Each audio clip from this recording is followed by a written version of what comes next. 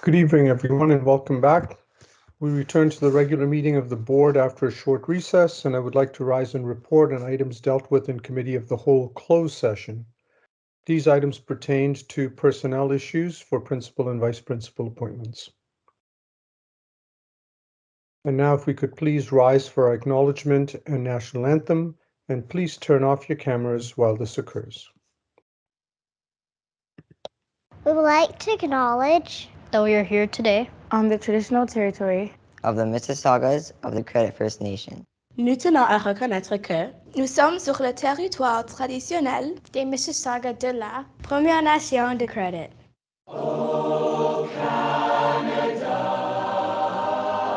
home and native land, true patriot love in all of us command. Canton grâce et porter le pays, il sait porter la croix. Ton histoire est une épopée des plus brillants exploits. God keep our land glorious and free. Oh, Canada, we stand on guard for thee. Oh, Canada, we stand on guard for thee.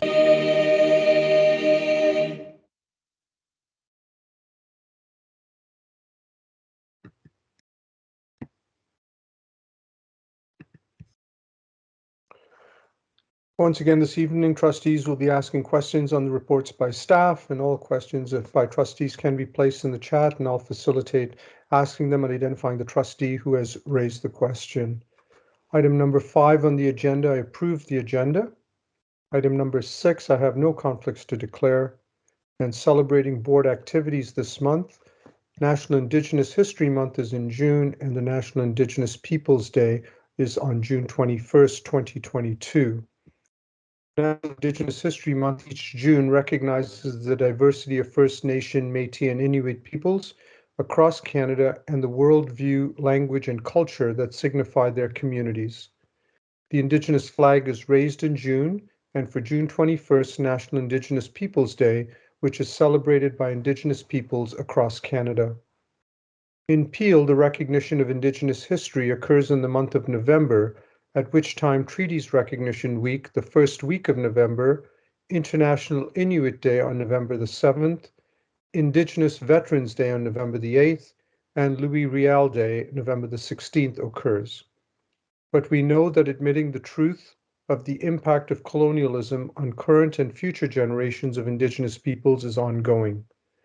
The recent renaming of Nibi Emasadong Middle School in April 2020 illustrates Peel's work on the path to reconciliation. Our growing familiarity of the Truth and Reconciliation Commission's calls to action should extend to the United Nations Declaration on the Rights of Indigenous Peoples, also known as UNDRIP. Adopted by the General Assembly September 2007, which establishes a universal framework of minimum standards for the survival, dignity, and well-being of the Indigenous peoples of the world, and elaborates on existing human rights standards and fundamental freedoms as they apply to the specific situation of Indigenous peoples. June, we also celebrate Pride Month. Pride Month is celebrated each June to commemorate the 1969 Stonewall Uprising, which began after police raided the Stonewall Inn, a popular gay bar in New York City, and the protests that occurred after the Toronto bathhouse raids by police. Pride Month is celebrated annually in many jurisdictions around the world, with spaces dedicated to both the celebration of two-spirited and LGBTQIA+ identities, as well as activist spaces that continue the push for equal rights. The reality is, however, that many countries continue to criminalize queer identities, which serves to reinforce colonized gender norms. The rainbow flag challenges these gender normatives. The rainbow flag has been a symbol of the two-spirited and LGBTQIA+ community for over 40 years. Recent versions, also referred to as the Progress Pride flag, have included black and brown stripes, as well as white, pink, and blue stripes to center racialized and transgender members of the community who face additional forms of oppression. The addition of a yellow field with a purple circle includes those who are intersex. All Peel schools will receive a Progress Pride flag, which will be flown on school sites June 1st, 2022. Item 8 on the agenda, retirements.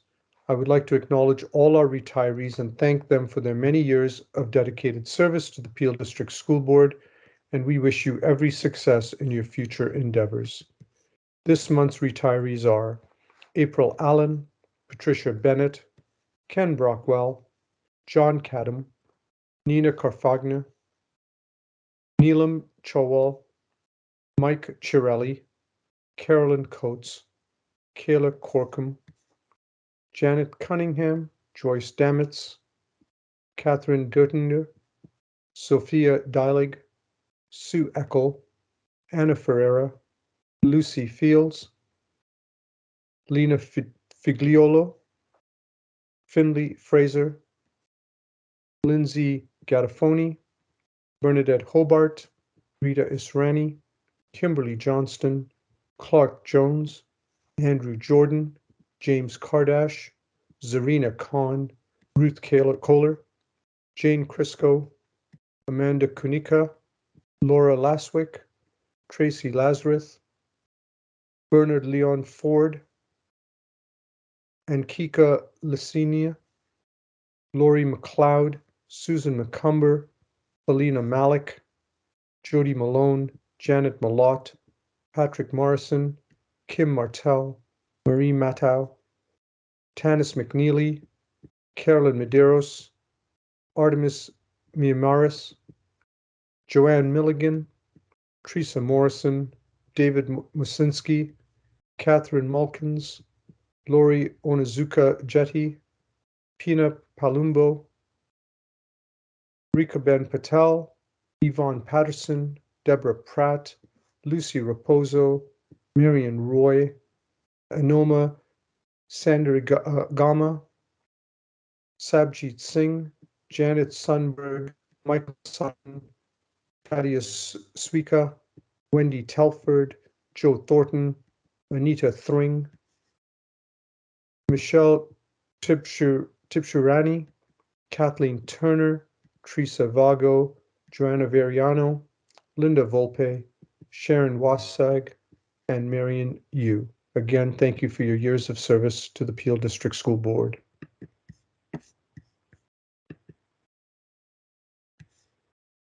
There are no announcements this evening from the chair. There are no reports from our student trustees, and there are no report from trustees appointed to external organizations this evening. Item number 12, Director's Leadership Report, Director Swarup. Thank you, Supervisor Rodriguez. Good evening, trustees, staff, and community members. Yesterday, we were faced with the news of the horrific tragedy at Robb Elementary School in Uvalde, Texas, where 19 students and 2 adults were murdered by an 18-year-old gunman. Countless others were injured, and a close-knit community was left reeling from this senseless act of violence. There are no words that can adequately capture our collective grief over this immeasurable loss of life. We will continue to hold the Robb Elementary School community close to our hearts as we all mourn with Uvalde. Our flags have been lowered at the Central Board office today to remember those who lost their lives. Turning attention to the leadership report, today I'll be sharing updates on the ministry directives in action, as well as the work we are doing beyond the directives to sustain an equitable and inclusive learning environment for all students and staff. I'd like to start by highlighting this year's Juno Awards, which had Darren Hamilton, music educator at David Suzuki Secondary School, announced as the winner of the 2022 Music Count's Teacher of the Year Award, a well-deserved recognition of his efforts and dedication to making the music program more inclusive and diverse. On behalf of the entire Peel District School Board community, I'd like to say congratulations, Darren. You're not just making an impact on the students at your school, you're setting a wonderful example for educators and administrators nationwide to follow. Let's take a look at the changes Darren has led in the music program to give students even more opportunities in music education, opening their eyes and ears to a greater variety of genres of music.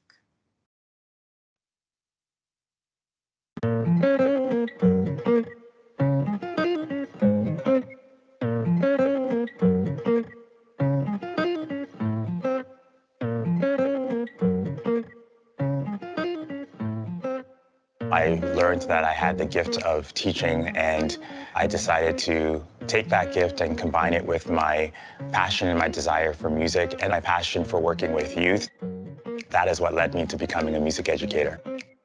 In 2019, we decided to survey students here at our school, particularly Black students who were not taking our traditional instrumental music class. I advocated for the inclusion of a brand new music course called the Sounds and Sights of Hip Hop and R&B. In this course, we teach hip hop music and we teach R&B music, and this was a direct result of the voices and the needs of our Black students and racialized students who also have an interest in learning about music from Black culture. The Band-Aid grant that we received from Music Counts enabled us to purchase a class set of DJ consoles for our school and enabled us to start a new hip-hop and R&B course where students have an opportunity to learn about hip-hop culture, but they also have an opportunity to learn how to DJ. This is the first year we get to ever use DJ consoles, and it was amazing. I'm so blessed that I actually got to take this course. One of the cool things that we're excited about doing is to create opportunities for students to be able to DJ for assemblies, school dances. Mr. Hamilton came up to me and asked me if I'd be okay with DJing in front of the school. Soon enough, I started enjoying being able to have everyone hear my music in the morning. Education is not about teaching one way to do things. It's important for students to see themselves represented so that they can be engaged in learning and that they can see how the different skills or tools that they're learning in the classroom can be applied to their own life experience. Mr. Hamilton makes all of us feel engaged, passionate about what we're learning, and very excited to learn. You know, I can't really recall another music course where I've been focusing on just mainly African-American music and things that don't usually get the spotlight in most music courses. In Canada, Western art music is considered superior to all other forms of music making. There is no culture or no tradition that doesn't make music. There are so many rich musical traditions in our country that are not taught in schools, and that has to stop. Darren is challenging the status quo of colonialism by demanding for spaces for Black music in music curriculum. Darren is nurturing the students' well-being. That's what I would call the hallmark of a great educator. Okay, good. Let's try that again. This time we are going to, after we finish. My hope for music education is that students will be able to see themselves represented in the music classroom, and that students will be able to explore any genre of music that they have an interest in exploring. The essence of who Darren is his humility and his kindness, and the way that he's able to express that through music is just incredible. Darren has given us a model to move forward, and we can't turn back. My name is Darren Hamilton, and I am the music teacher at David Suzuki Secondary School, and I am the 2022 Music Counts Teacher of the Year.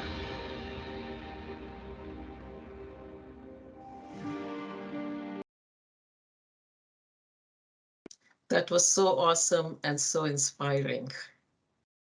Way to go, Darren. Earlier this month, we celebrated Education Week at Peel District School Board, a time for students, parents, and educators to celebrate all the incredible work that has gone into fostering teaching excellence and student achievement, both in and outside of the classroom. This year's theme was aptly titled, Ignite, Empower, transform. Throughout the week, there were many inspiring examples shared of educators, staff, and students going above and beyond to help build a learning culture that is positive, encouraging, and self-affirming. One that supports all students succeeding academically, athletically, artistically, and socially. Let's take a look at some of those highlights now.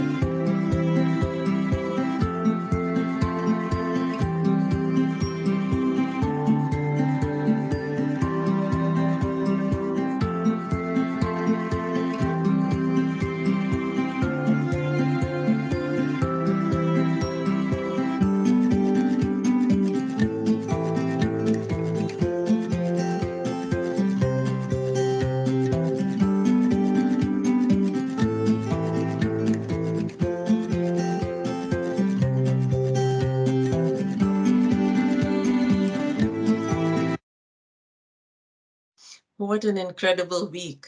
And thank you to all staff and students for bringing the theme to life. This month, we also marked the official opening ceremony of the Peel District School Board and City of Brampton Field of Dreams, a collaborative investment in the community undertaken with the City of Brampton and Jay's Care Foundation. This new accessible field is certainly a welcome addition to the staff and students of Judith Nyman Secondary School and Williams Parkway Senior Public School, with both schools sharing direct access to the field as well as the broader community of Brampton. It's undeniable that this facility is going to have a positive impact on the entire community and act as a place for gathering for generations to come. I'd like to take the time to share some of the top moments from that day with all of you.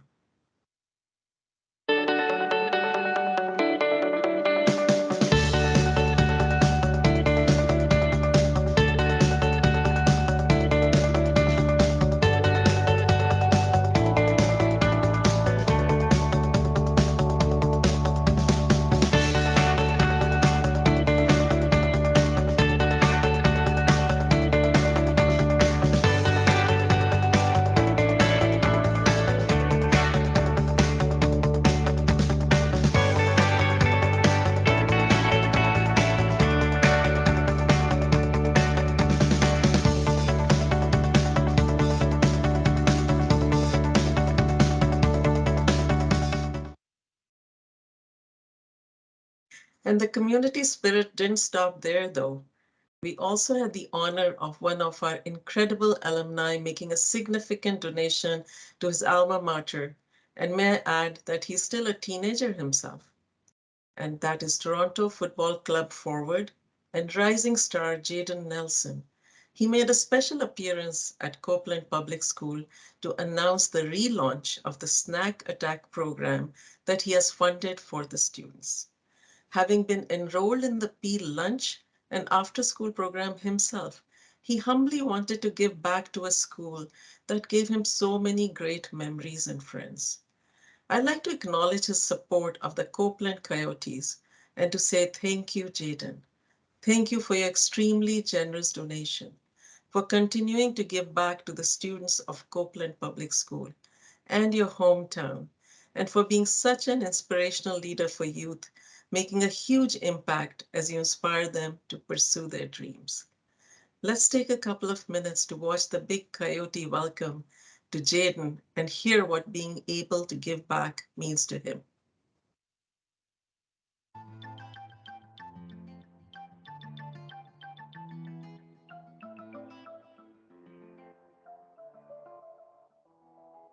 This is where it all started. I created a lot of friends here, and I still talk to them till this day. Welcome, bienvenue. So Jaden, during your visit today, you will see some things that are very much the same and maybe some changes that are new. We planned a few surprises.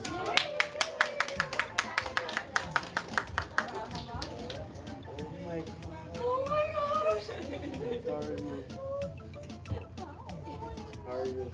Hi, Nice I'm to meet Leanne you. Rath, I'm the principal. Nice to Welcome meet back you. to Thank you, Brooklyn. thank you. And you giving hugs, I want a hug too. I had a teacher named Miss Goodhand that really resonated to me because she accommodated every little thing that I had to do when it comes to soccer and my personal life. So that it's really close to heart what she did for me back in the day. So that's why I'm back here at the school to try to give back. So Jaden's donation is helping us relaunch our snack program, and we're going to have that every day for our existing Copeland students. We have many students here that eat during NutriBreak, and many of them run out of snacks. Many of our students are also bused, and maybe if they forget their lunch, the parents have a hard time getting it. So this will help enrich their existing lunch.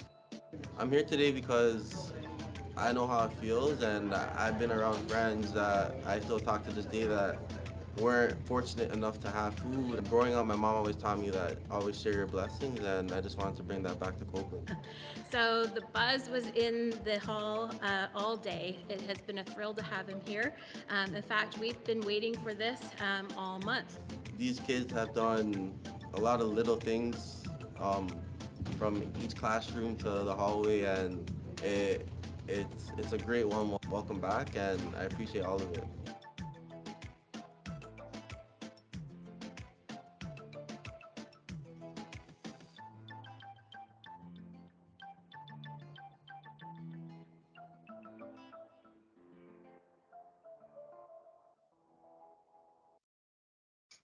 Thank you, Jaden, for giving back and inspiring students. Next, I'd like to speak about buildability with Minecraft and Global Accessibility Awareness Day. In a world first and central to our innovation strategy, developing modern approaches to teaching and learning, Peel District School Board has collaborated with Microsoft to create Buildability with Minecraft, Minecraft Education Edition's first ever game world focused on accessibility, building inclusive spaces, and recognizing and removing barriers that are visible or invisible. It was launched after a 5-month collaboration between Microsoft and the Peel District School Board and is available worldwide. This exciting announcement came ahead of Global Accessibility Awareness Day, which was on May 19th. Global Accessibility Awareness Day highlights the rising need to improve digital accessibility. As with anything, building an accessibility-first culture doesn't happen overnight, but every step, every opportunity we can take to make the online space more accessible and inclusive is progress. And this collaboration with Microsoft is an excellent example of the work and partnerships we hope to build upon on our path to digital inclusion and equity.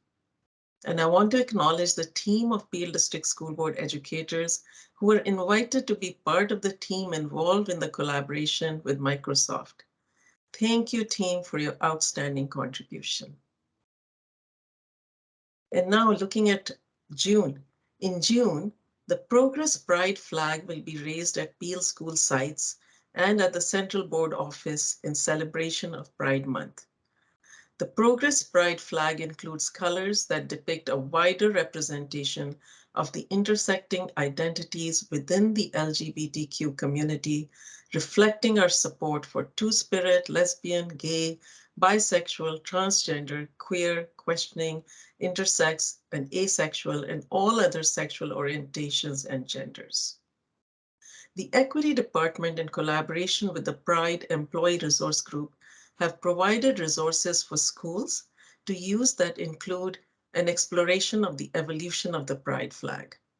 Kindergarten to grade 8 students will also have the opportunity to hear from Danny Ramadan, a Syrian-Canadian author, public speaker, and advocate for LGBTQ+ refugees. You will also see the redesigned Progress Pride flag used on Pride t-shirts designed by a Pride Employee Resource Group member. And I'm proud to say that over 750 shirts have been sold. Proceeds will be donated to local 2S LGBTQ+ organizations that support our staff and students in the GTA.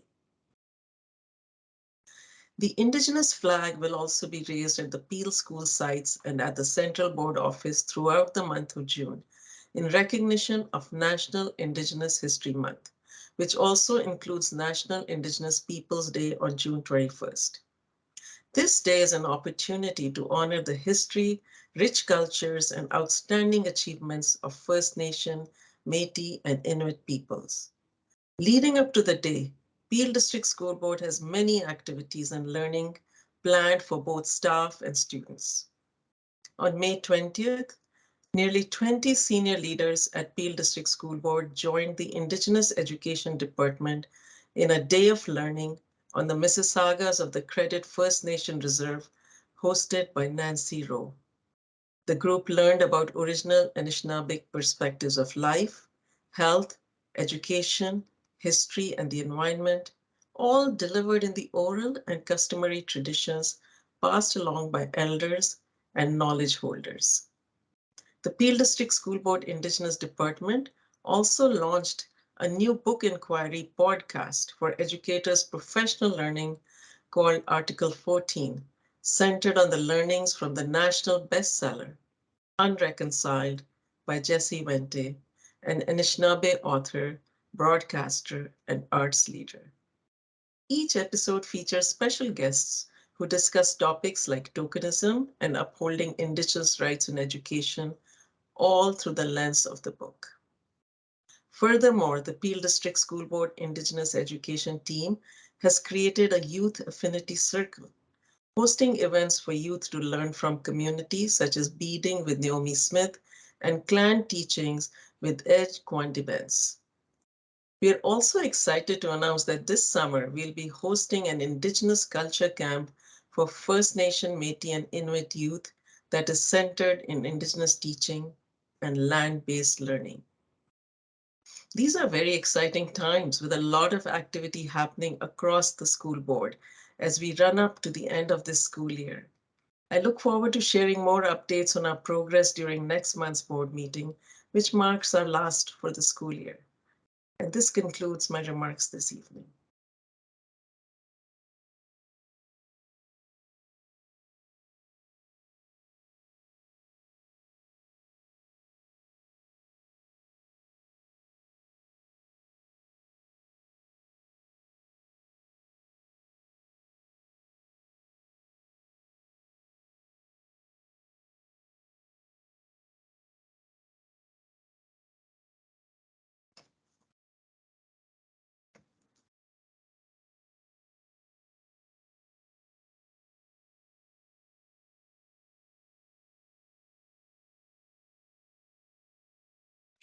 Yeah, sorry about that. I was experiencing some technical thing here. But thanks, Director Swaroop. And there is nothing on the consent agenda this evening. Approval of minutes from previous board and special board meetings. I approve the minutes of the board meeting for April 27th, 2022. Item 15, receipt of committee meetings and consideration of motions. I'm in receipt of the minutes to the Special Education Advisory Committee for April 19th, 2022, the minutes of the Committee of the Whole, April 27th, 2022, and the minutes of the Physical Planning, Finance, and Building Committee, May 4th, 2022. Item number 16, 16.1, COVID-19 update number 18, Director Swaroop. Through you, Supervisor Rodriguez, I will ask Coordinating Principal David Morgan to provide the update for COVID-19. Thank you, Director Swaroop, and through you, Supervisor Rodriguez. As part of the Peel District School Board's ongoing commitment to student learning and student safety, the board continues to operationalize and cooperate with the guidance, orders, directives, and mandates of the Ministry of Education, Peel Public Health, and the Chief Medical Officer of Health. Please accept this oral report as a summary of recent updates. On May 19th, in our weekly meeting with Peel Public Health, it was shared that COVID wastewater data in the region continues to show a downward trend. While levels of COVID remain elevated, Peel Public Health believes that this downward trend in infection activity will continue.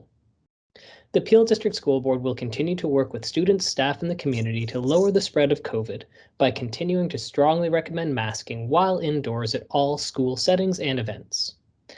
As graduations, proms, and other school events begin during the last few weeks of the school year, the Peel District School Board reminds all students, staff, and community members of the importance of masking, good hand hygiene, and staying home when you are unwell. Prior to attending a school event, all participants are encouraged to monitor themselves for symptoms by using the school screening tool.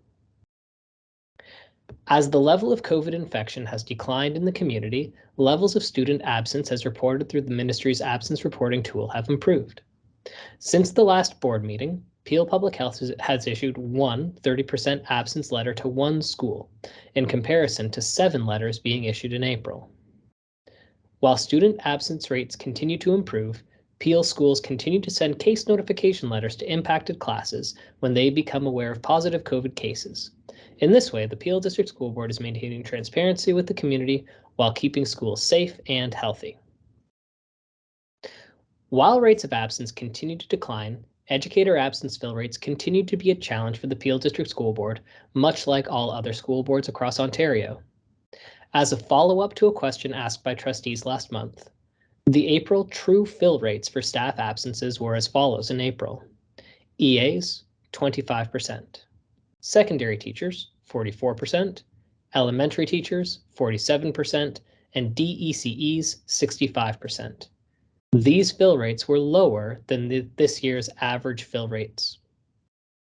To date in May, true fill rates for staff absences continue to be similar to April's. The May fill rates to date are as follows. EAs 25%, secondary teachers 45%, elementary teachers 49%, and DECEs 71%. In response to these true fill rate challenges and to maintain school safety, the Peel District School Board has taken action in a number of ways. For example, through the redeployment of school staff and the use of classroom assistants and monitors, schools ensure that all students are supervised. Additionally, the board has provided updated guidance to school administrators to ensure that schools remain safe and appropriate places to learn and work, including the provision of allowable asynchronous work for online students, and grouping cohorts of in-person secondary students working asynchronously to ensure that safety and supervision remains a top priority. As vaccination is the most effective tool for mitigating against the risk of contracting COVID-19, the Peel District School Board is working in partnership with Peel Public Health to provide communities with school-based vaccination clinics. Between April 28th and May 19th, 757 COVID immunization doses were given at school-based clinics.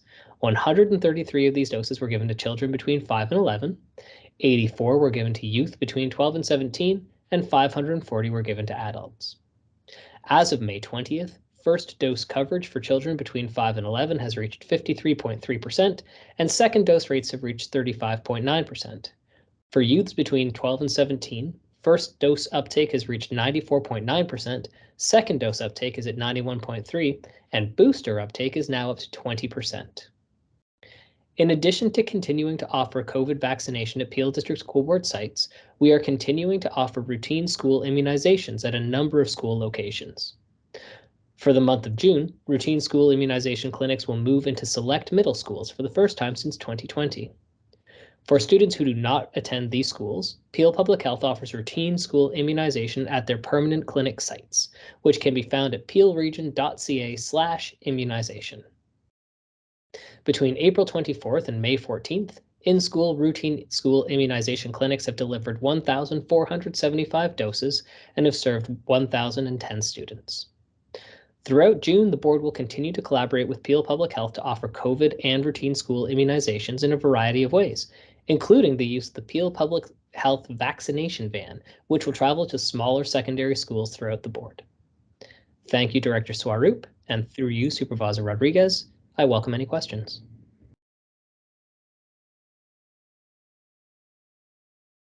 Thank you, Superintendent Morgan, and thank you, Director Swaroop. Are there any questions from the trustees?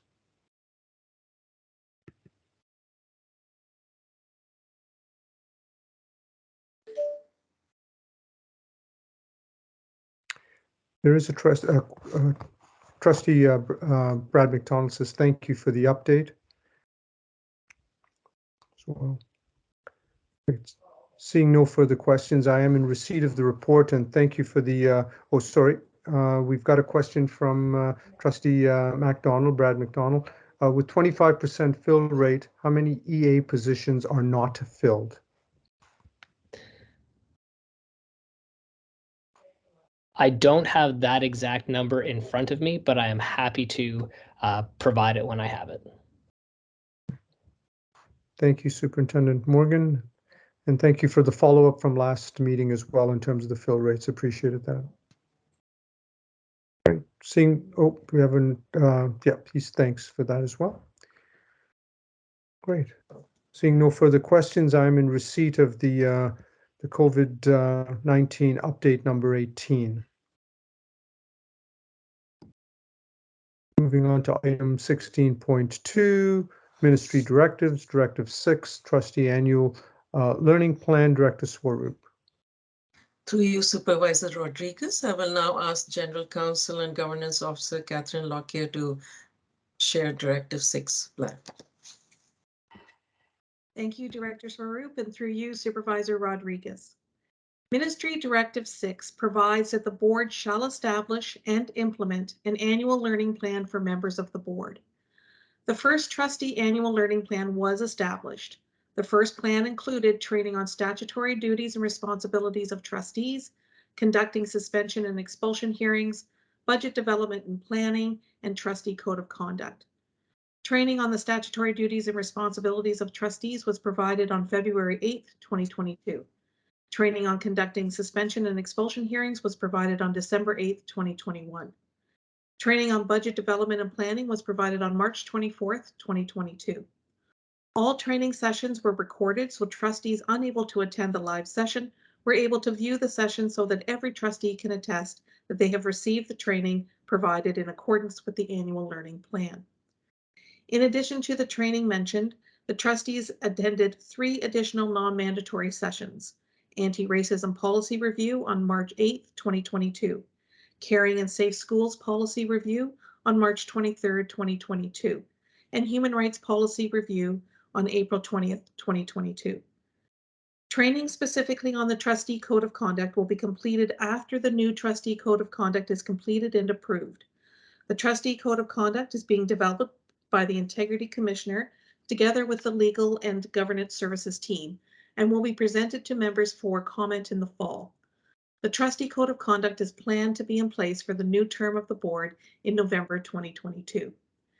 An annual learning plan requirement will be embedded in the bylaws and governance directives, which are currently under review and expected to be updated and in place for the new term of the board in November 2022. Training and learning opportunities will be an ongoing obligation of trustees, and each year a plan will be developed and implemented with a minimum of 3 sessions per year. Thank you. I'd be happy to address any questions.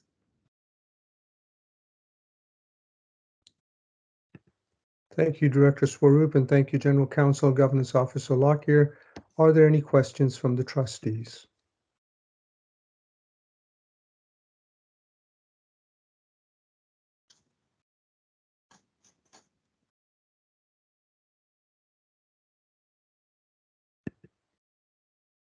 Seeing none, I'm in receipt of Directive 6, the Trustee Annual Learning Plan for information.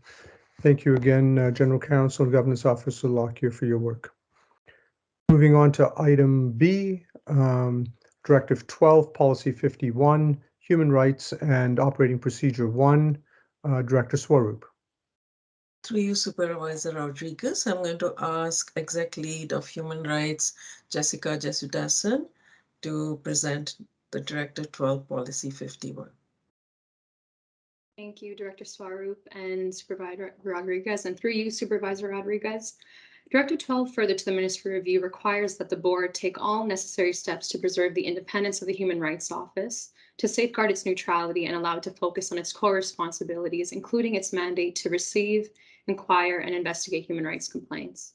It also requires that the Board ensure its human rights policies and procedures are widely communicated, accessible, and clearly articulate the arm's length and impartial role of the HRO.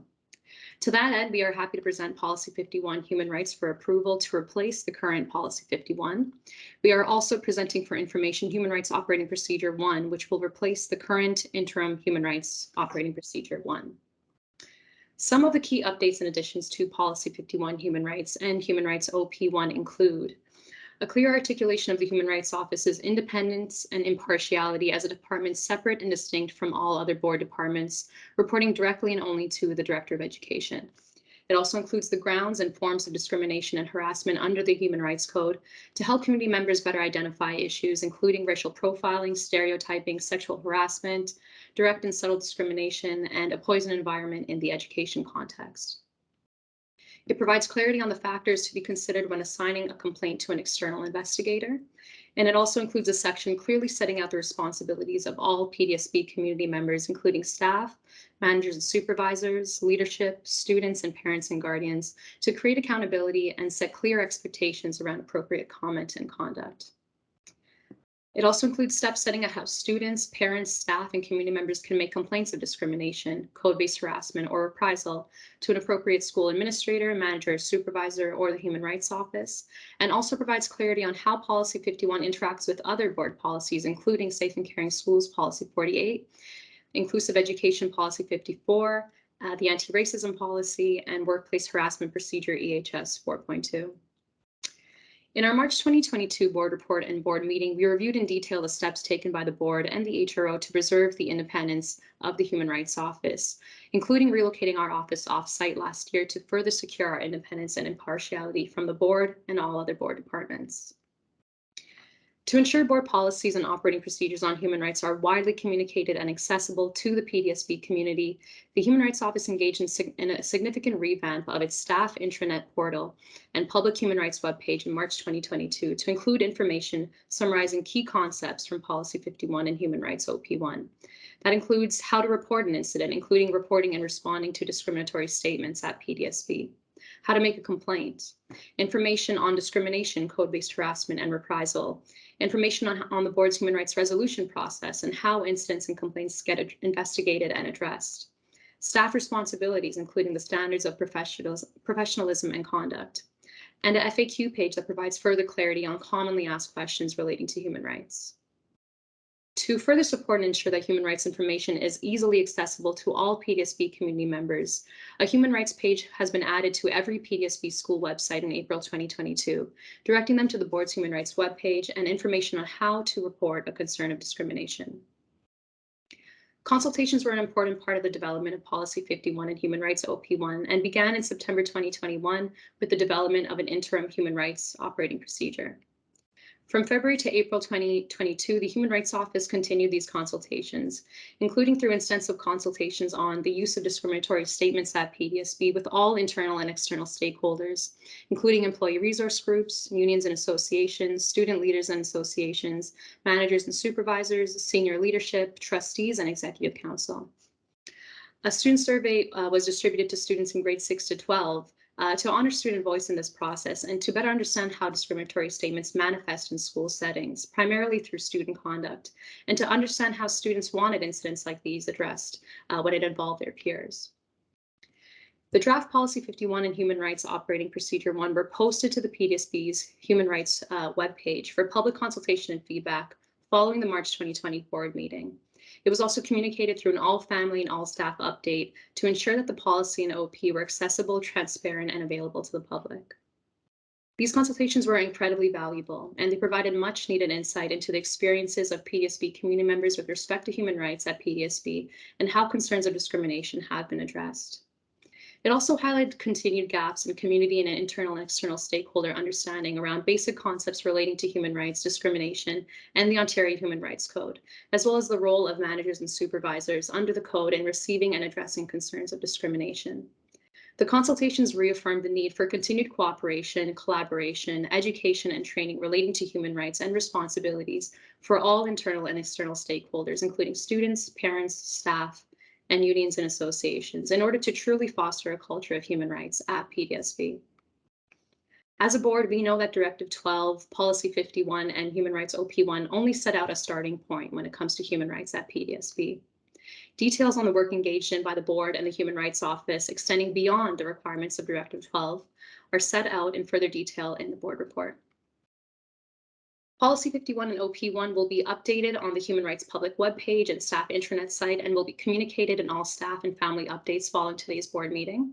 Training and education around the policy and OP will be developed and delivered to all staff and managers and supervisors for the coming 2022-2023 school year. Information on Policy 51 and OP1 and human rights will continue to be communicated throughout the school year through updates, information sessions with all internal and external stakeholders and community groups. As is currently the case, public opportunity for comment and feedback on the final policy and OP will continue to be made available on the Human Rights public webpage. Policy 51 and Operating Procedure 1 are living and evolving documents. They will both undergo review and revision every 2 years with community consultation and input in order to ensure that they are reflective and responsive of the needs of the PDSB community. In our next round of review and consultations, we will be exploring the development of a student complaint procedure, as well as a procedure for Indigenous community members, supported by guidelines, templates, and resources as they're made available through the Ministry of Education. We do this in recognition that human rights complaint process can often be intimidating to students and that they stem from a colonial, at times adversarial tradition that does not always reflect or honor the restorative community-based traditions, practices, and knowledges held by Indigenous communities with respect to conflict resolution. Thank you, Supervisor Rodriguez. This concludes my oral report. I'm happy to take any questions. Thank you, Human Rights Officer Jesudasan, and thank you, Director Swaroop. Do the trustees have any questions?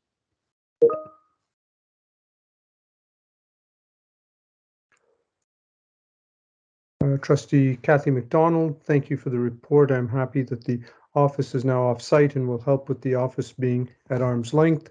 I was wondering, how will any staff hiring, when necessary, occur, ensuring that the staff in this office have no connection to staff at the PDSB? Thank you for the question, Trustee McDonald. When our office does engage in hiring, one of the things we looked at are conflicts of interest. That's an important part of ensuring our independence and impartiality with respect to staff at PDSB, but also with respect to other organizations that may present a conflict of interest, including the Ontario College of Teachers, for example. So those are all things that we consider so that we can ensure that every staff member at the Human Rights Office can be solely focused on addressing human rights complaints free of any conflict of interest that may affect that.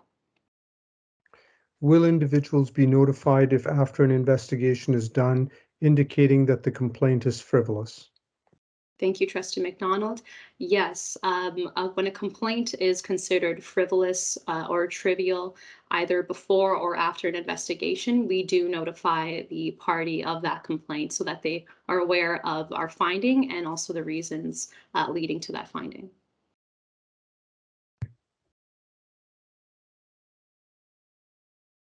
Seeing no further questions, again, thank you so much, Human Rights Officer Jesudasan, for the detailed report. I now approve Directive 12, Policy 51, Human Rights and Operating Procedure 1. Moving on to item 16.3, the Social Media Policy, Director Swaroop. Through you, Supervisor Rodriguez, I will now ask our Executive Lead of Public Engagement and Communications, Tiffany Gooch, to present the social media policy.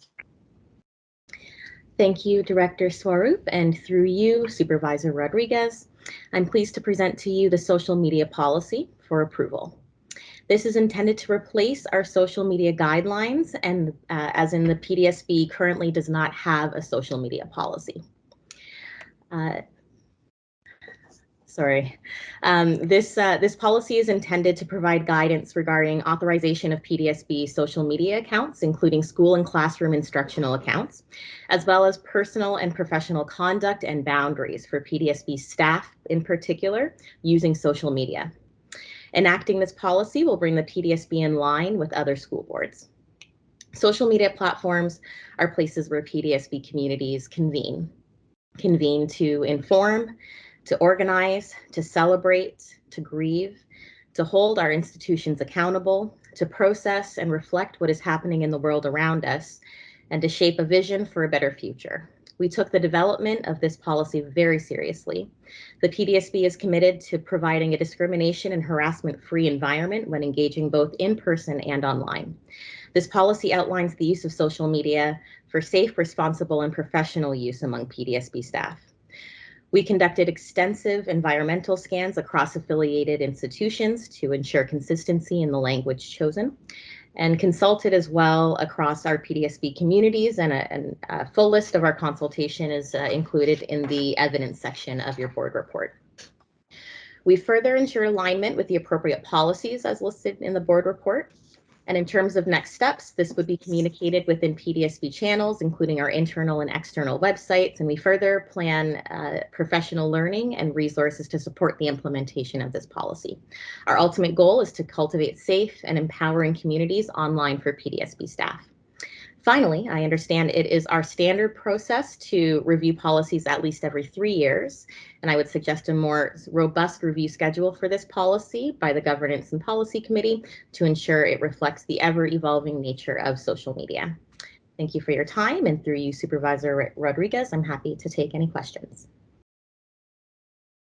Thank you, Communications Lead Gooch, and thank you, Director Swaroop, for your work on this. Do the trustees have any questions about the social media policy? There is a question from Trustee Green. I did not see trustees mentioned in this policy. Will that be embedded in trustees' code of conduct? That is correct. This policy would not apply to trustees. It would, any trustee relevant pieces for social media will be outlined in your upcoming code of conduct development. And a question from Trustee Brad McDonald. I'm confused. How does this document used by staff on their personal social media accounts? So there are 2 sections of this policy, and in some areas it's reflecting specifically to PDSB accounts, whereby PDSB classrooms or departments are using official accounts for the PDSB. And then on the other end of this policy, it makes reference to how our staff are engaging in social media through their personal accounts, as there's a blur, I would say, and the Ontario College of Teachers also has language around this and ensuring that there's an understanding of our professional requirements using and in public spaces, social media being one of those. So again, very much in line with our staff code of conduct and other policies that are in place, but there are specific sections of the policy and aim to be very clear around which ones would be in an application to board accounts and which and what guidance is in application to personal accounts. So I see the question. I'll wait for you to read it. Sorry. Sure, yeah. The question is from Trustee Brad McDonald again. What happens if staff use their personal account inappropriately? So within the policy, there's a section around reporting. So a report could be going to the direct manager or supervisor. But again, some of our other processes will be in place, as mentioned in our earlier report. If it's a form of a discriminatory slur that was used, that procedure would be applicable. If there's cybersecurity or safety breach involved, or disclosure of information, those existing HR policies and LTSS policies would be in place. Great, thank you for that. Trustee Dakrub had the same question as Trustee McDonald, and thanks you for the work. Trustee Green also said thank you. Trustee Kathy McDonald, if, for example, student personal information ends up on a Twitter account, can the PDSB go after a staff or the account? So where the staff person is indicated and public, this would fall within the appropriate use of confidential information, and so that is what is outlined in the policy as inappropriate use. And we've aimed to provide as much clarity as possible about the intention of requesting how we're portraying students in our social media posts, but absolutely ensuring that private information is not being used in social media. Thanks, Trustee Brad McDonald also thanks you for your response. Question from Trustee Benjamin. Is there a team who will scrutinize the social media posts? So again, different avenues for each of the lanes we've spoken of. So for PDSB accounts and official accounts, this policy outlines the need for us to ensure we are aware of all of those accounts, that supervisors and principals, again, for classroom accounts are aware of those accounts. And those accounts on an annual basis as well will be reviewed through the communications team, and that is outlined in the responsibilities section of the policy. However, it would be by way of complaint to manager for personal use issues that may be brought out of this policy. Thank you. Question from Trustee Kathy McDonald. Would staff get training and/or sign that they have read and understand the policy? So we are planning our professional development resources for this to ensure that this is socialized across our staff, and cultivating a new culture, I would say, across the board of understanding of our use of social media, since it's the first time we've had a social media policy in place. So to your question about how we'll be using professional development, yes, that is on the table in terms of all of the specific steps for how staff will be acknowledged in that professional development. That is underway. So we'll be sure to get back to you as to what that process will look like as it unfolds. Thank you. And both thanks from Trustee Benjamin and Trustee McDonald. Wonderful. Again, thank you for the robust work that you've done on this particular policy, Communications Lead Gooch, and thank you, Director Swaroop. I approve the social media policy as presented. Thank you. Moving on to item 16.4, human sex trafficking prevention update. Director Swaroop. Through you, Supervisor Rodriguez, I will now ask Associate Director Paul De Silva to present the update. Thank you, Director Swaroop, and through you, Supervisor Rodriguez. I would like to pass this presentation on to one of my co-chairs of the Anti-Human Trafficking Steering Committee to share the report this evening, Coordinating Principal Jennifer El-Rafai. Thank you, AD De Silva, and through you, Supervisor Rodriguez. I would like to share an update regarding the Peel District School Board's work on Peel. Sorry, I'm just getting feedback.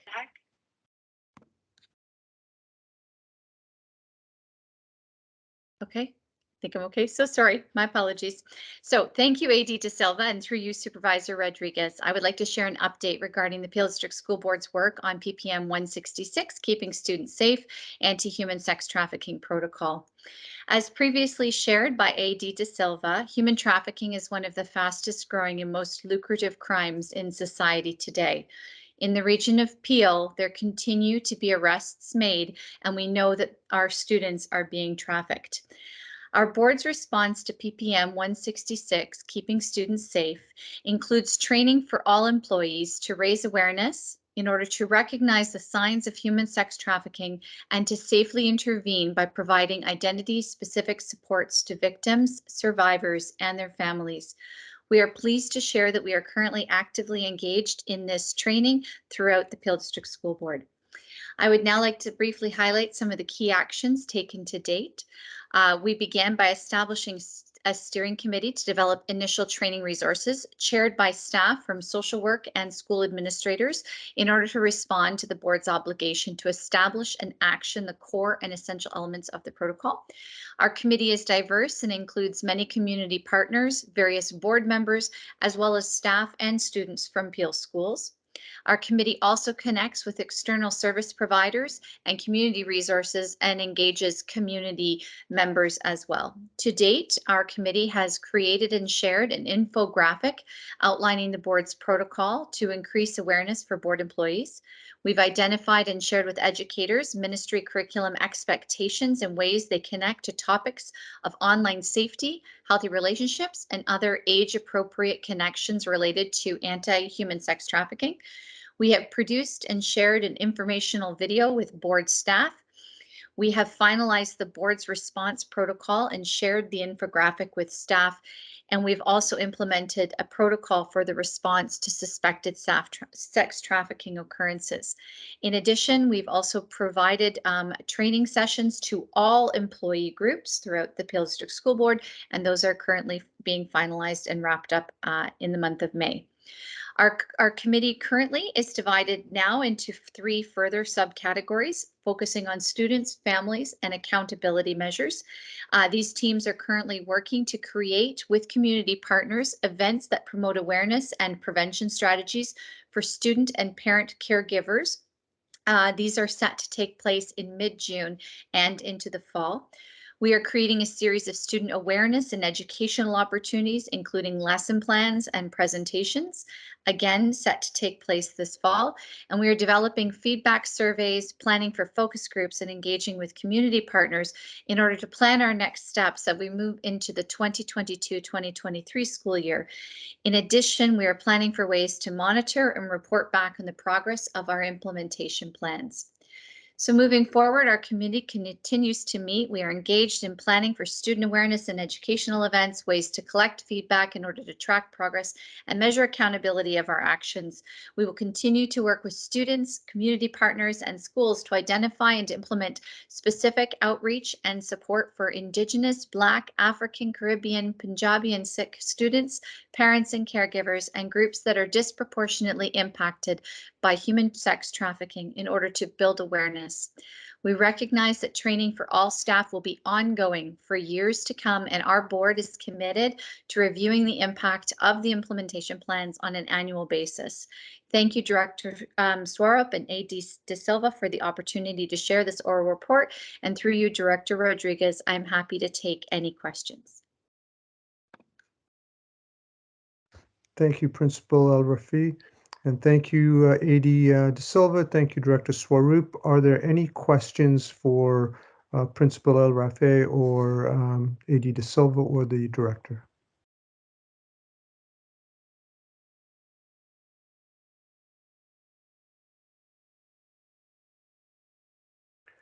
Question from Trustee Cameron. I've heard from some school staff that the training period provided took place in a very short period of time at the end of a school day, and with the very emotionally heavy nature of this training, the suggestion is that more time is needed to help staff deal with the material and strategies for helping. Could you comment on that? Yes, absolutely. And thank you. Thank you, Trustee Cameron. We do recognize that this training is very sensitive and very heavy. This year, due to the initial training having taken place in September, the work that we've done was delivered during a staff meeting. And so you're absolutely right. It did take place at the end of a school day.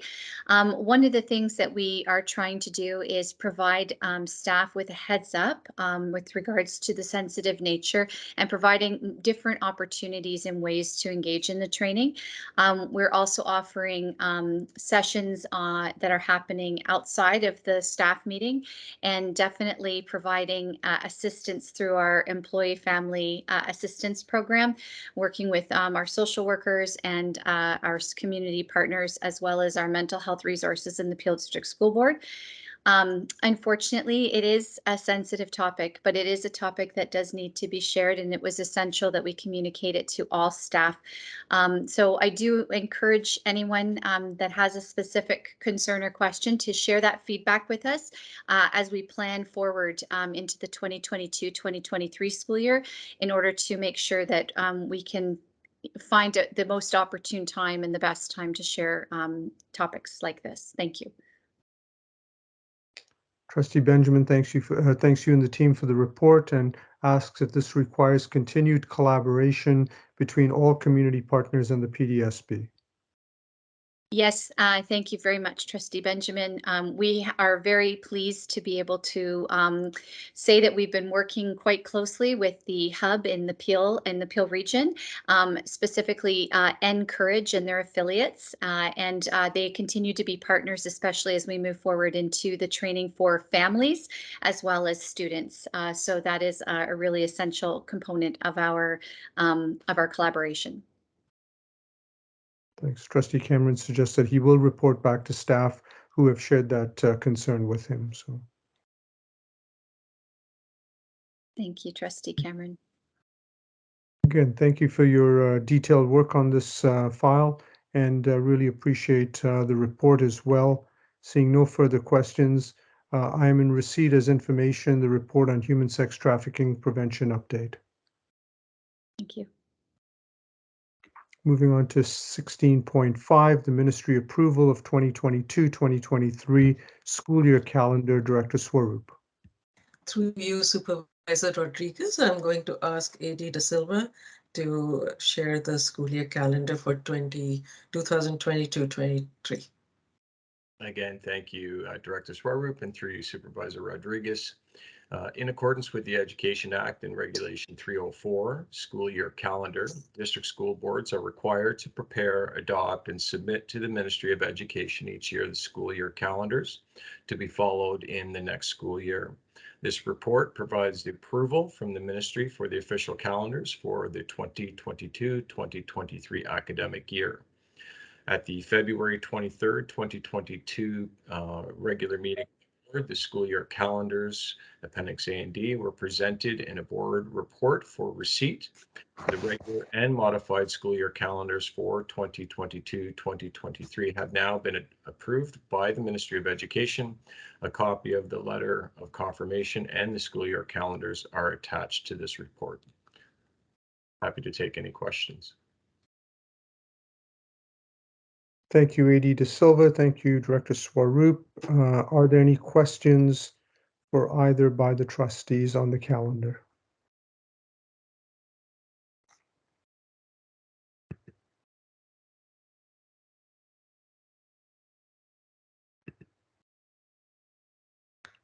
Great, thank you. Seeing none, I'm in receipt of the report of the Ministry approval of the 2022-2023 school year calendars. Moving on to item 17.1, the motion regarding Ontario Student Records Stewardship. This motion was passed on by Trustee Kathy McDonald, and if she could speak to the motion. Thank you, Supervisor Rodriguez, and through you. The preamble pretty much speaks to the role and responsibility of the PDSB to collect and store personal information. And recently, I've been concerned about the board being placed in legal jeopardy due to students' personal information, OSR and SIS information ended up either on social media or in the wrong hands, as well as an increase in complaints that students' personal information is being disseminated to random individuals, other staff members, Peel Regional Police, and sometimes community members. I am aware that at the Governance and Policy meeting on May 18th, 2022, a report prepared by Catherine Locker and was submitted by Rashmi Swaroop was recommended for approval.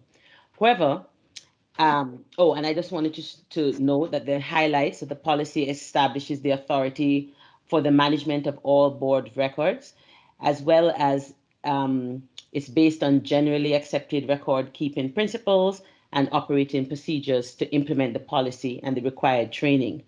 I'm also aware at that meeting that in the report, it stated that February 2022, a records management consultant was hired to assist the Legal and Governance Service Department in fulfilling various goals and objectives, including complete records and information governance policy, complete an OSR and student records management procedure, as well as develop mandatory online training modules. However, I think this motion is important as it also speaks to the need for the PDSB to improve their monitoring and accountability measures. I have, in preparation for and doing this research and bringing forth this motion, even in preparing for the notice of motion, I spoke with various institutions and including hospitals, the police, and government agencies to discuss their current practices used to maintain the confidentiality of records.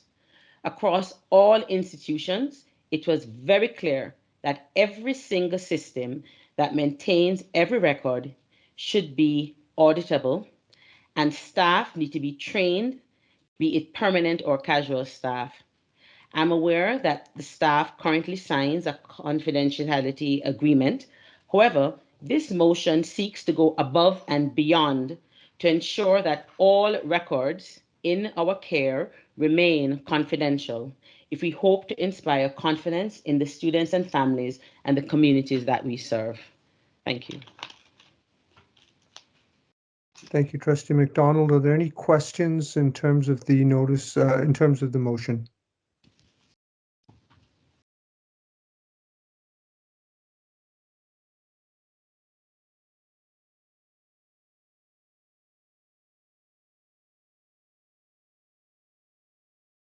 Okay. Seeing none, I'm in receipt and refer this motion to staff to bring back a phased timeline as to possible implementation of the motion. Thank you, Trustee McDonald, and we will see what staff brings back. Thank you. Moving on to item 17.2, the appointment of 2 trustees and 2 alternates to the OPSA Board of Directors, June 2022, June 2023. After soliciting interest from trustees that were interested in serving in these roles, we received interest from 3 trustees, and such I will appoint Trustee Green and Trustee McDonald to serve as the 2 representatives on the OPSA Board of Directors and appoint Trustee Benjamin as the alternate. If another trustee is still interested in serving as an alternate, if they could please let me know, and we'll try and facilitate that as well. Item number 18, the trustee notices of motion. There are no trustee notices of motion this evening. And item number 19, having no further business this evening, I now adjourn the meeting of the board for May 25th, 2022. Thanks all for joining, and do have a pleasant rest of the evening.